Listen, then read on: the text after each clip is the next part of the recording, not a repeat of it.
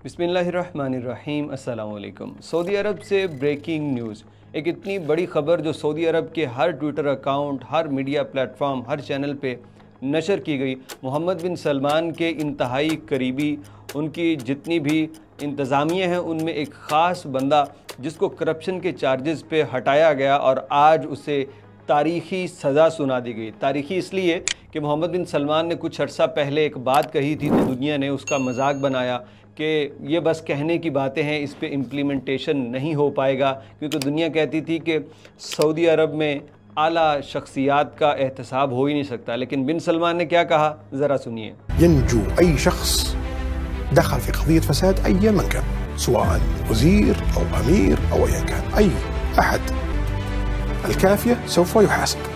मोहम्मद बिन सलमान ने आज से कोई 5 साल पहले कहा था कि कोई भी शख्स, चाहे वो वज़ीर है चाहे अमीर, अमीर कौन, अमीर ख़ुद मोहम्मद बिन सलमान को भी अमीर कहा जाता है, और कोई शाही ख़ानदान का हो, कोई भी शख्स अगर वो करप्शन करेगा तो फिर उससे सख्त हाथों से निपटा जाएगा, कोई रियायत नहीं मिलेगी। और आज मोहम्मद बिन सलमान के उस कॉल को सच होता एक मरतबा फिर लोगों ने देख लिया।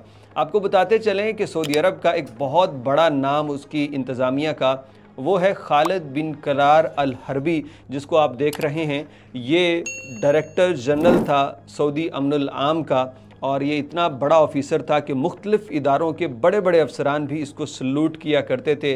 मोहम्मद बिन सलमान के वज़ीर दाखिला के इर्द गिर्द ये बंदा हर वक्त नज़र आता था। यानी बिन सलमान को जो अपनी स्टेट कायम रखनी थी, अपनी हुकूमत कायम रखनी थी, तो उसके लिए ऐसे ही लोगों की ज़रूरत थी जो उसको बड़ा सपोर्ट करते हों, उसके हुक्म को फ़ौरन मानते हों। तो ये उनमें से एक बंदा है, बिन सलमान का बहुत वफ़ादार बड़ा करीबी। लेकिन बिन सलमान को किसी ने बता दिया, इन्वेस्टिगेशन इदारों ने करके बताई कि ये बंदा करप्शन में मुलव्वस है, अपने ओहदे का नाजायज़ फ़ायदा उठा रहा है।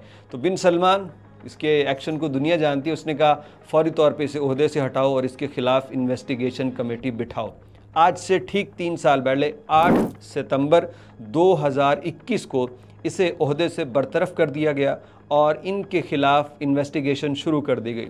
ये इन्वेस्टिगेशन हर पहलू से देखी गई कि कहीं इसके साथ ज़्यादती तो नहीं, कहीं इस पे इल्ज़ाम तो नहीं, लेकिन इसे एक नहीं बल्कि कई जगहों पे गलत पाया गया। इसने अपने ओहदे का नाजायज़ फ़ायदा उठाया, इसने पब्लिक मनी को लूटा, इसने गवर्नमेंट के कॉन्ट्रैक्ट्स में रद्दोबदल करके पैसा बनाया, इसने अपने ओहदे का इस्तेमाल करते हुए लोगों के नाजायज़ काम करवाए, इसने डॉक्यूमेंटेशन में ख़राबियाँ की, फॉर्जरी जिसे बोलते हैं, उनको बदला। तो इसके ऊपर ये जो तकरीबन 5 बड़े बड़े जुर्म थे, इसके हर एक का अलहदा से केस चला और हर एक में ये गिल्टी पाया गया और आखिरकार इसे अदालत ने मजमूई तौर पे 20 साल कैद की सज़ा सुना दी है। किसको? एक लेफ्टिनेंट जनरल था, एक डायरेक्टर जनरल था एक इदारे का, उस शख्स को दौरान ड्यूटी हटा के इन्वेस्टिगेशन करके 20 साल कैद, और यही नहीं बल्कि ये 4.5 मिलियन यानी 45 लाख रियाल भी कौमी ख़जाने में जमा करवाएगा।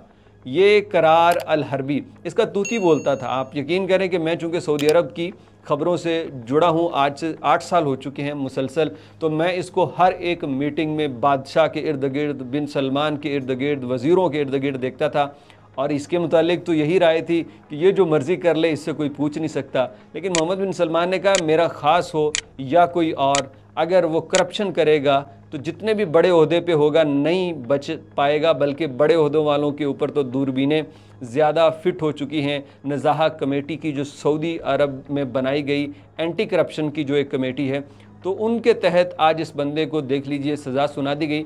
अच्छा, इसमें ये स्टोरी सुनाने का मकसद क्या है कि मुल्क कैसे तरक्की करते हैं, निज़ाम मजबूत हो तो मुल्क तरक्की करते हैं। सऊदी अरब को सिर्फ ऑयल यहाँ तक लेके नहीं आया, ऑयल ने बिलाशुबा वहाँ पे पैसे की रेल पेल कर दी, लेकिन अगर उसी पैसे को करप्शन की नज़र होता हम देखते तो सऊदी अरब आज शायद खुद IMF से कर्ज़ ले रहा होता।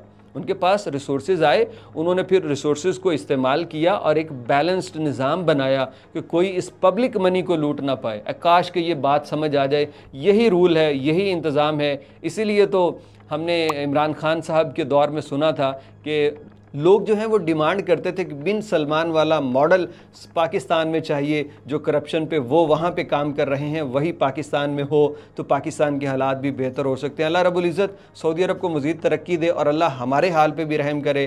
काश कि हमारे यहाँ भी ऐसा सिस्टम हो कि बड़े बड़े मगरमच्छों को इसी तरह गर्दन से दबोच के पब्लिक का पैसा निकलवा के कौमी ख़जाने में डाला जाए, ताकि बाकी उनके जो हवारी हैं जो अभी भी ड्यूटियों पे हैं इनको अकल आए कि अगर पैसा खाएंगे तो वो पेट चीर के भी रियासत निकालेगी।